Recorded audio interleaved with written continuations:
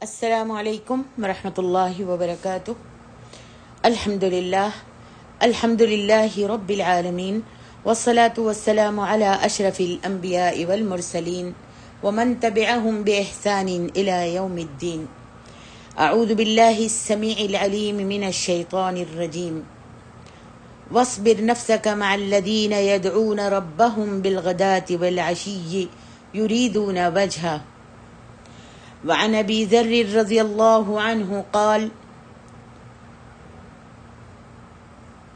اوصانی خلیلی صلی اللہ علیہ وسلم احب المساکین وجالسهم انظر الى من تحتك ولا تنظر الى من فوقك فإنه اجدر الا تزدری نعمت اللہ عندك او کما قال رسول اللہ صلی اللہ علیہ وسلم۔ عزیز ماؤں اور بہنوں، اس حدیث میں نبی علیہ الصلاۃ والسلام نے اپنے صحابی ابو ذر کو کچھ وصیتیں کی ہیں۔ آج انشاءاللہ ہم انہی پر روشنی ڈالنے کی کوشش کریں گے۔ نبی علیہ الصلاۃ والسلام کی احادیث کئی قسم کی ہیں۔ ایک تو وہ ہیں جو نبی علیہ الصلاۃ والسلام عام طور پر سب کی تعلیم و تربیت کے لیے بیان فرماتے تھے، اور کچھ احادیث ایسی ہیں جس کو میرے اور آپ کے پیارے نبی نے بڑے اہتمام کے ساتھ اپنے کسی محبوب صحابی کو پکڑ کے اپنے پاس بٹھا کے ان کو کچھ وصیتیں کی اور اس کی بڑی تاکید کی کہ تم ان چیزوں پر عمل کرنا اور کبھی بھی ان چیزوں کو مت چھوڑنا۔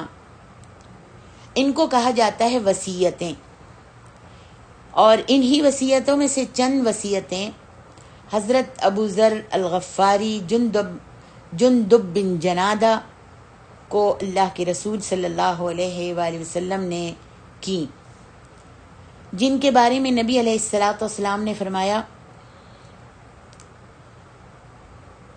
کہ اللہ سبحانہ و تعالی نے ابو ذر کو حضرت عیسیٰ علیہ الصلاۃ والسلام کا زہد عطا فرمایا ہے۔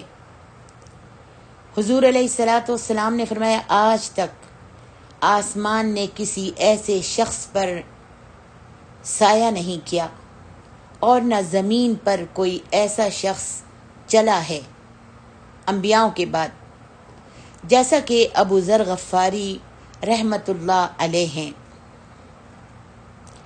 یعنی اس قدر عظیم صحابی ہیں ابو ذر غفاری رحمہ اللہ۔ حضرت ابو ذر غفاری بہت جلیل القدر صحابی ہیں رضی اللہ عنہ، کہ سبحان اللہ جن کی تعریف رسول اللہ صلی اللہ علیہ وسلم فرما رہے ہیں۔ فرمایا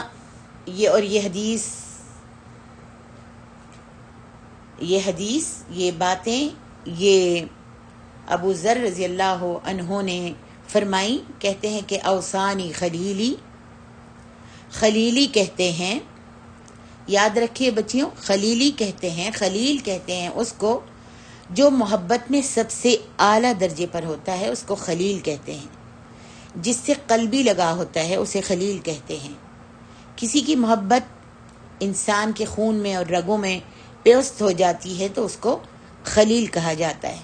فرمایا اوصیک بتقوی اللہ فإنہ راس کل شیء او کما قال رسول اللہ صلی اللہ علیہ وسلم۔ فرمایا کہ میں تم کو وصیت کرتا ہوں کہ اللہ سے ڈرتے رہنا، اور یہ تمام چیزوں کا سر ہے، راس ہے۔ آج ہم بھی اگر چاہتے ہیں کہ اللہ کا تقوی ہم کو نصیب ہو تو ہم سب کو چاہیے اس دعا کو پڑھا کریں، جیسا کہ اللہ کے رسول پڑھا کرتے تھے، اللہم آت نفسی تقواہا وزکھہا انت خیر من زکاہا انت ولیہا ومولاہا۔ سب کو چاہیے یاد کر لیجئے کہ اللہ کے نبی یہ دعا پڑھا کرتے تھے۔ اور دوسری دعا، اللہم انی اسألک الہدی والتقی والعفاف والغنى.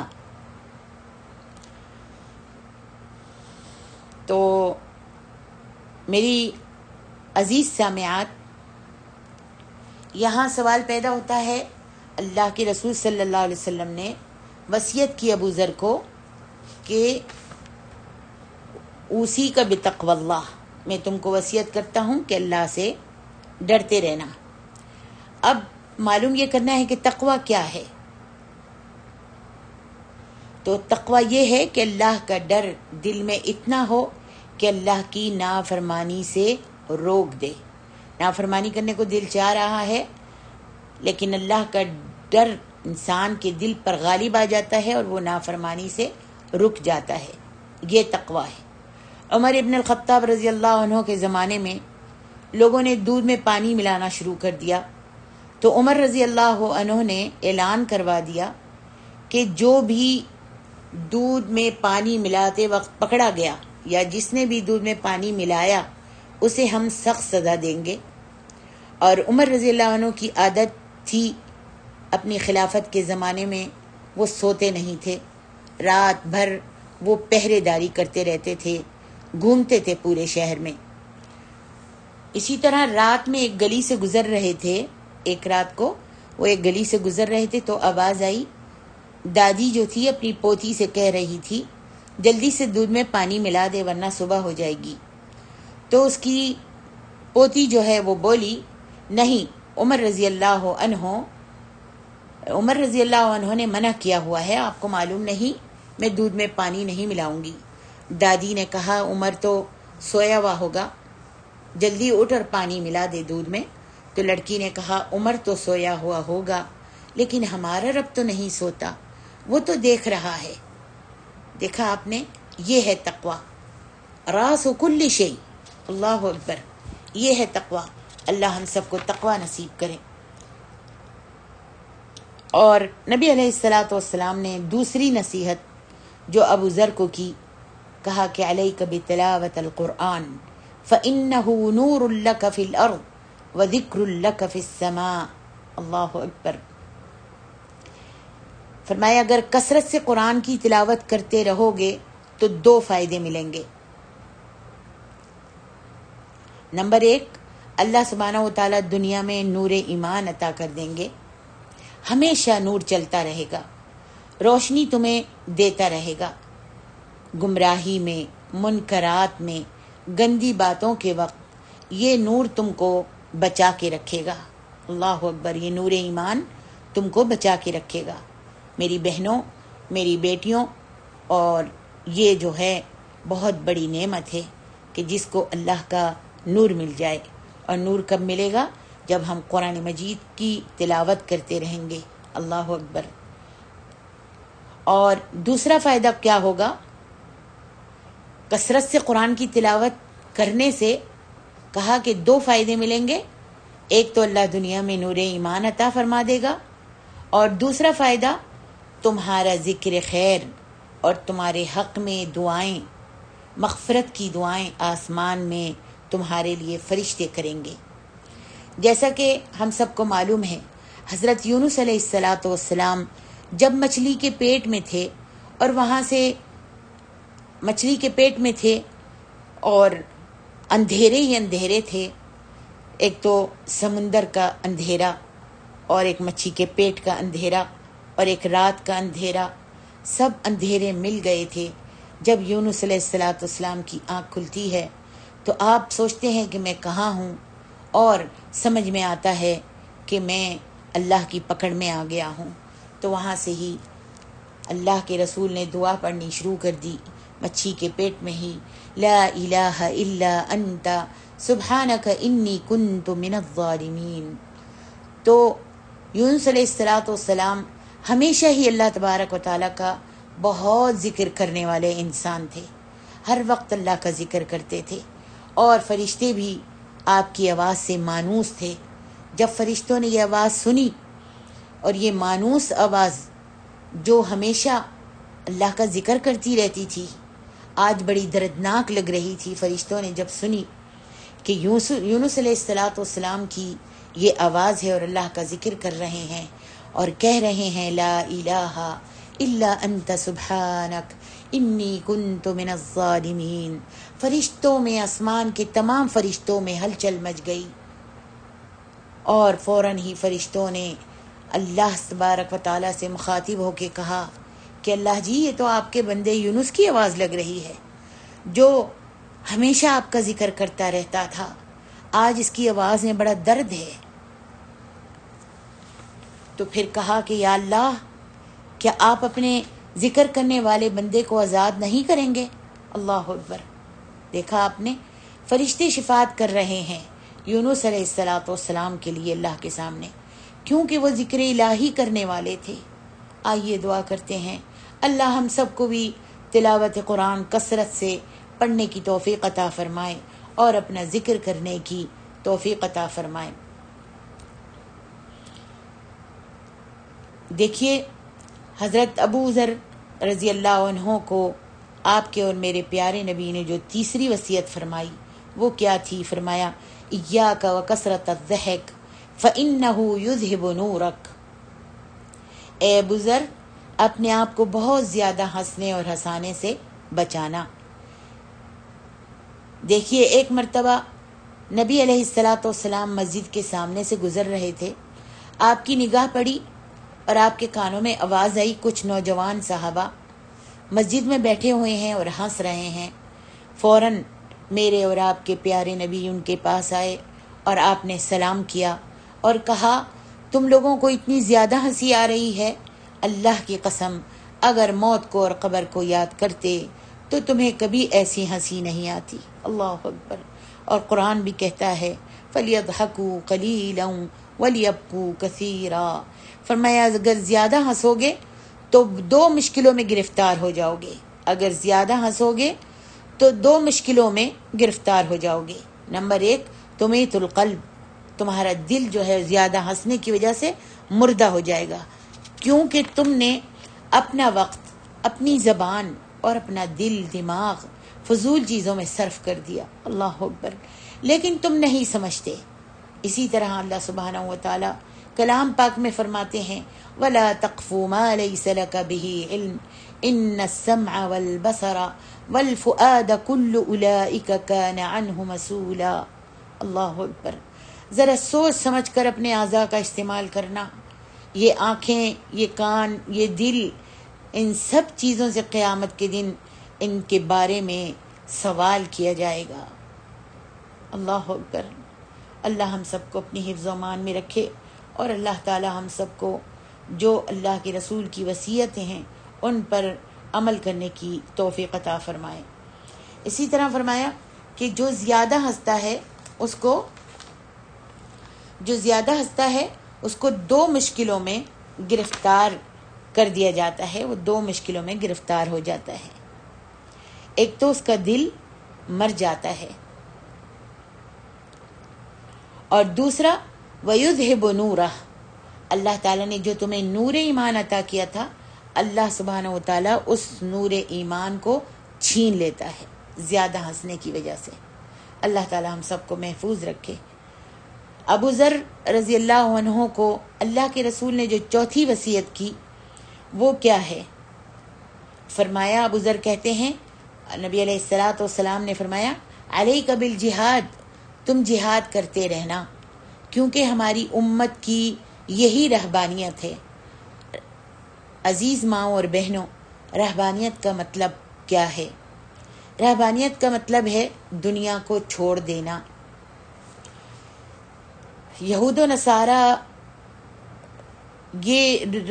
نصارہ میں بہت رہبانیت ہوتی تھی، اور ان کی رہبانیت کیا تھی کہ وہ نہ شادی کرتے تھے، نہ ان کی بیوی ہوتی تھی، نہ بچے ہوتے تھے، وہ سب سے الگ تھلگ رہتے تھے، صرف عبادت میں لگے رہتے تھے، جبکہ اسلام نے اس کو پسند نہیں کیا۔ اسلام کہتا ہے بیوی بھی رکھو، بچے بھی ہوں، کاروبار بھی کرو، اور ان سب مصروفیت کے ساتھ تم اللہ کی عبادتیں بھی کرو، اس کی حدود کو قائم بھی کرو۔ نبی علیہ السلام نے فرمایا پرانی امتوں میں جو رہبانیت تھی کہ تارک الدنیا ہو جاتا تھا، اللہ تعالیٰ نے ہماری امت میں اس رہبانیت کو صرف جہاد میں تبدیل کر دیا ہے۔ جہاد کی 4 قسمیں ہیں، یاد رکھیے، جہاد کی 4 قسمیں ہیں۔ پہلا جہاد یہ ہے کہ انسان علم سیکھے، علم حاصل کرے۔ دوسرا جہاد انسان اپنے علم کے ذریعے دین کو بلند کرنے کی کوشش کرے، شرک، کفر، منکرات، حرام کاریاں، ان چیزوں کو مٹائے۔ اور تیسرا جہاد اپنے نفس کا مقابلہ کرے، اپنے نفس سے جہاد کر کے اس کو شریعت کا پابند بنائے۔ اور چوتھا جہاد وہ ہوتا ہے جب حاکم وقت جنگ کا اعلان کرے تو اس وقت جنگ کی جائے۔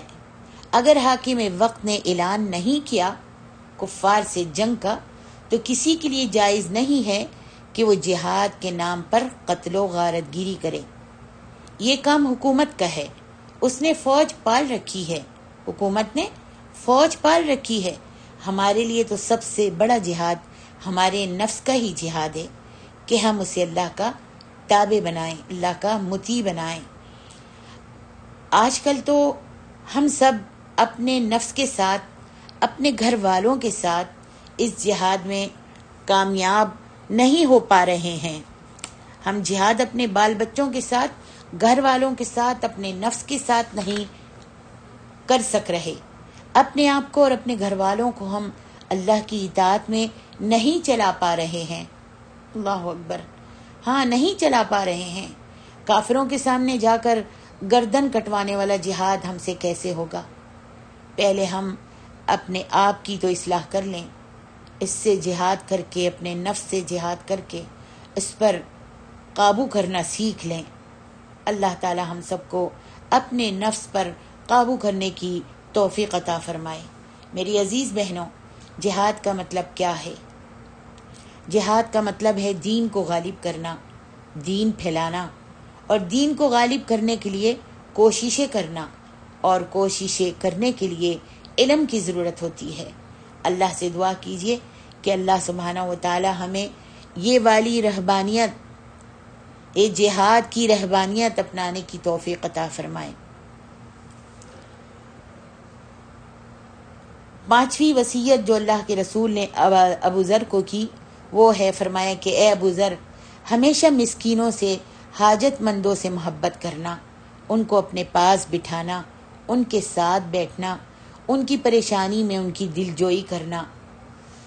ایسا کرنے سے ان کا دل خوش ہوگا۔ ان کے ساتھ بیٹھ کر بات چیت کریں گے تو ان کا دل خوش ہوگا، ان کی دل جوئی کریں گے تو ان کا دل خوش ہوگا۔ اس بات سے آپ کو 2 فائدے ملیں گے۔ بخاری کی حدیث ہے، اس بات سے یعنی ایسا کرنے سے، مسکینوں سے، حاجت مندوں سے محبت کرنے سے، ان کی دل جوئی اور ان کی پریشانی دور کرنے سے 2 فائدے ملیں گے۔ نمبر 1، کبھی مسکینوں فقیروں کو حقیر نہیں سمجھنا، کہ اللہ سبحانہ و تعالیٰ تم کو ان کی دعاؤں سے ہی رزق دیتا ہے اور تمہارے کاروبار میں برکت عطا فرماتا ہے۔ یہ انہی کی تو دعائیں ہوتی ہیں، غریبوں اور مسکینوں کی، جب ان کی دلجوئی کی جاتی ہے تو یہ انہی کی دعائیں ہوتی ہیں۔ حضرت عائشہ رضی اللہ عنہ نے فرمایا کہ ایک مرتبہ میں نبی علیہ الصلاۃ والسلام کے پاس بیٹھی ہوئی تھی کہ ایک شخص کہیں دور دراز سے آیا تو میں ایک طرف کو ہٹ گئی۔ اس شخص نے کہا، یا رسول اللہ صلی اللہ علیہ وسلم، میرا دل بہت سخت ہو گیا ہے، پرانی قوموں کے ذکر سے، جہنم کے ذکر سے اور قبر کے ذکر سے، کسی بھی طرح، کسی بھی ذکر سے یہ دل نرم نہیں ہوتا۔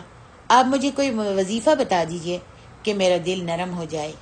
تو نبی علیہ الصلاۃ والسلام نے اس کو 2 باتیں بتائیں، کہا کہ تم یہ 2 باتیں اپنا لو، تمہارا دل نرم ہو جائے گا۔ ذرا غور سے سنیے، میں اور آپ بھی ان دونوں باتوں کو اپنانے کی کوشش کرتے ہیں۔ نمبر 1، فرمایا یتیم کی تیمارداری کرو، یتیم کے سر پر ہاتھ پھیرو، اس کا خیال رکھو، اس کی کفالت لے لو، اور یہ سوچو کہ آج یہ یتیم ہے، اللہ نے اس کے سر سے اس کے باپ کا سایہ اٹھا لیا ہے، اور مجھے جو آج تک میں زندہ ہوں اپنے بچوں کے سروں پر سلامت رکھا ہے۔ اگر اللہ چاہتا تو اس کے بجائے آج میرے بچے بھی یتیم ہو سکتے تھے. او کما قال رسول اللہ صلی اللہ علیہ وسلم. اور دو وصیتیں اللہ کے رسول نے فرمائی کہ 2 باتوں کو اپنا لو تمہارا دل نرم ہو جائے گا. دوسری بات کون سی ہے؟ کہ مسکینوں کو کھانا کھلایا کرو، اس سے تمہارا دل نرم ہو جائے گا. اللہ اکبر. قیامت کے دن جہنمیوں سے پوچھا جائے گا، جیسا کہ سورۃ المدثر میں اللہ سبحانہ و تعالیٰ فرماتے ہیں کہ جب جہنم میں ڈالا جائے گا اور جہنمیوں سے پوچھا جائے گا ما سلککم فی سقر، تم جہنم میں کیوں گئے، تم کو کیوں ڈالا گیا؟ تو وہ جواب دیں گے لم نک من المصلین ولم نک نطعم المسکین. ایک تو ہم نماز نہیں پڑھتے تھے اور دوسرا ہم مساکین کو کھانا نہیں کھلاتے تھے. اللہ اکبر. ایک یہ بھی سبب ہوگا ان کے جہنم میں جانے گا. ما سلککم فی سقر قالوا لم نک نطعم المسکین، مسکین کو کھانا نہیں کھلاتے تھے. اللہ ہم سب کے دلوں کو وسعت عطا فرمائے کہ ہم مساکینوں کا خیال رکھیں، فقیروں کا، غریبوں کا، یتیموں کا خیال رکھیں. آئیے دیکھیے 5ویں وصیت جو ابو ذر کو نبی علیہ الصلاۃ والسلام نے کی. فرمایا اللہ کی نعمتوں کا شکر ادا کرتے رہنا. اے ابو ذر، ہمیشہ تم دنیاوی چیزوں میں اپنے سے نیچے والے کو دیکھنا، کبھی بھی اپنے سے اونچے برتر، اپنے سے بڑے کو نہیں دیکھنا. اپنے سے مالدار کو یا اپنے سے اونچے منصب والے کو یا بہت زیادہ مال و متاع اس کے پاس ہے اس کو مت دیکھنا. یہ شکر کرنے کا بہترین راستہ ہے. اس لیے کہ اگر تم ہمیشہ اپنے سے کم تر نعمت والے کو دیکھو گے تو تم کبھی بھی اللہ کی نعمتیں جو تمہیں ملی ہوئی ہیں ان کی ناقدری نہیں کرو گے، بلکہ اس اللہ سبحانہ و تعالیٰ کا شکر ادا کرو گے. اور اگر تم اپنے سے اونچوں کو دیکھو گے تو تم اپنی موجودہ نعمتوں کا بھی شکر نہیں کرو گے، بلکہ تم اس سے حسد کا بھی شکار ہو جاؤ گے. تو اس طرح تم بہت خسارے میں رہو گے. اللہ اکبر. یہ شکر کرنے کا طریقہ بہت پیارا اور آسان ہے کہ انسان کو اللہ سبحانہ و تعالیٰ نے جو نعمت جتنی دی ہے اس پر ہی قناعت کرے اور اس پر ان نعمتوں کو یاد کرے جو اللہ نے اس کو عطا فرمائی ہیں اور اس پر شکر ادا کرے. اپنے سے اونچے والے کو نہ دیکھے، اونچوں کو نہ دیکھے، بڑوں کو نہ دیکھے کہ اللہ نے اتنا دیا ہے اور مجھ کو اتنا دیا ہے. پھر یہ ہوگا کہ اپنے سے اونچے کو دیکھنے سے نعمتوں کا شکر بھی ادا نہیں ہوگا اور حسد کا بھی انسان شکار ہو جاتا ہے. اس واسطے ہم سب کو بچنا چاہیے. ہم سب کو جو اللہ نے دیا ہے اس پر صابر و شاکر رہ کر اپنی زندگی گزاریں. اور کیا ہوگا کہ جب آپ شکر کرنے والے بن جائیں گے، اپنی جو اللہ نے نعمتیں دی ہیں اس پر آپ شکر کریں گے، صبر کریں گے اور اللہ تعالیٰ سے دعا کرتے رہیں گے اور صبر و شکر کے ساتھ زندگی گزاریں گے تو اللہ تبارک و تعالیٰ آپ کو مزید نعمتیں عطا فرمائے گا. جیسا کہ اللہ سبحانہ و تعالیٰ فرماتے ہیں وَإِذْ تَأَذَّنَ رَبُّكُمْ لَإِن شَكَرْتُمْ لَأَزِيدَنَّكُمْ وَلَئِن كَفَرْتُمْ إِنَّ عَذَابِي لَشَدِيدٌ. تمہارے رب نے اعلان کر دیا ہے کہ اگر تم شکر گزاری کرو گے تو اللہ اور زیادہ عطا فرمائے گا، اور اگر تم ناشکری کرو گے تو اللہ تمہیں دردناک عذاب میں مبتلا کر دے گا. اللہ تعالی ہم کو شکر گزار بنائے اور اللہ سبحانہ و تعالی ہم کو اپنے سے نیچے والوں کو دیکھنے کی توفیق دے، اپنے سے اونچوں کو، اعلیٰ مقام والوں کو، اپنے سے اعلیٰ لوگوں کو نہ ہی دیکھنے کی توفیق دے. رب العالمین ہم کو شکر گزار بندوں میں بنا لے. نبی علیہ الصلاۃ والسلام کی 6ٹھی وصیت جو آپ نے ابو ذر کو کی، فرمایا ہمیشہ حق بات کہنا. ابو ذر، ہمیشہ حق بات کہنا، چاہے لوگوں کو ناگوار ہی گزرے. کسی بھی طرح حق چھپانے کی کوشش مت کرنا، چاہے حق بات کہنے سے اپنا نقصان ہی ہو رہا ہو، یا کہ حق بات کہنے سے اپنے رشتہ دار کا نقصان ہی ہو رہا ہو، تمہارا نقصان ہو رہا ہو یا رشتہ دار کا، بہن بھائیوں کا نقصان ہو رہا ہو. حق بات کہنا، حق پر قائم رہنا اور حق ہی بات کہنا، اسی میں ہماری کامیابی ہے. اللہ اکبر. 7ویں وصیت جو اللہ کے رسول نے ابو ذر کو کی کہ دین پر چلنے میں شریعت کی پابندی کرنے میں لوگ کتنی بھی ملامت کریں، منع کریں، تانے دیں، گالیاں دیں، میل ملاپ کم کر دیں، دین پر چلنے سے، شریعت کی پابندی کرنے سے کوئی بھی ملامت کرے، کوئی بھی کچھ کہے، تم کبھی بھی لوگوں کی پرواہ نہیں کرنا، بلکہ اپنے دین پر ہی چلتے رہنا، توحید پر قائم رہنا، شرک و بدعت سے بچتے رہنا، چاہے لوگ آپ سے ملنا جلنا چھوڑ دیں، تانے دیں، کچھ بھی کہیں، آپ نے دین کی پرواہ کرنی ہے اور دین پر چلنا ہے۔